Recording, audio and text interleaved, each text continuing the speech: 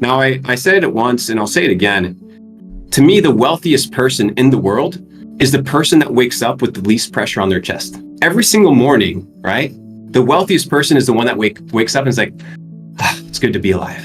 Let's take the day on. Let's do this. I got it. Boom. And you excel and you pursue your passions and your fullest potential. To me, that is wealth. Now you can have a guy that's worth $100 million, $1 billion that wakes up and he's bedridden with cancer.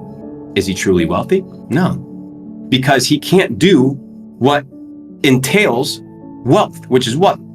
The ability to do whatever the fuck you want, whenever you want, however you want. Freedom, abundance. And you can't have abundance if you're missing certain aspects in your life. So people look at all these celebrities that have a lot of followers, wearing a lot of bling, smiling and posing for the photos, but they're not with them in private in their bedrooms.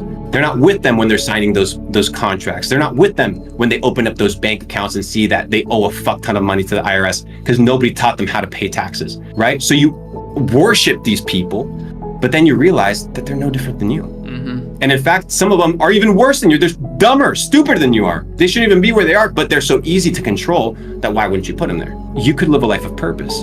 And it's in that purpose where you find the ability to every morning. And I think that that's the beauty. Because you've made money, I've made money, and eventually it's like, okay, how much more do I need? Okay, perfect. I need more money. Why? To buy a bigger house, to buy a nicer car, to buy another Rolex, to buy another pair of shoes. It's all the same shit. And that's when it hit me. I was like, closet, there's shoes. I'm like, I've never even worn this. What the fuck is in my head? And it's like, it's not that I'm thinking, I'm programmed. I'm programmed to spend because my success, right, as I'm programmed, is found in what I have and not in who I am. So once that hit me, I'm like, well, what the fuck? I'm not buying shit. And now I'm in the process of, if I don't touch something for 90 days, I get rid of it. That is my rule. If I have something in my house that I don't interact with in a valuable way for 90 days, I don't care if it's a shirt, hat, whatever it may be, a camera, a computer. If I don't use it for 90 days, gone, out of my house. Because all this clutter does what? Clutters mind.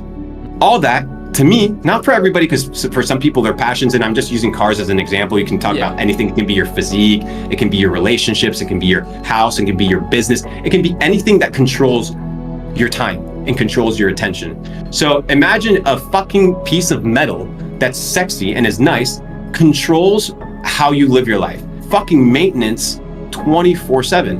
And the problem with 24/7 maintenance is that when you're maintaining material shit, you can't maintain yourself because you only have a certain amount of time in the day. So instead of focusing on the exterior, you're focused on the interior and you develop self. Why have a Lamborghini when you can be a fucking walking Lamborghini? That to me is the ultimate flex.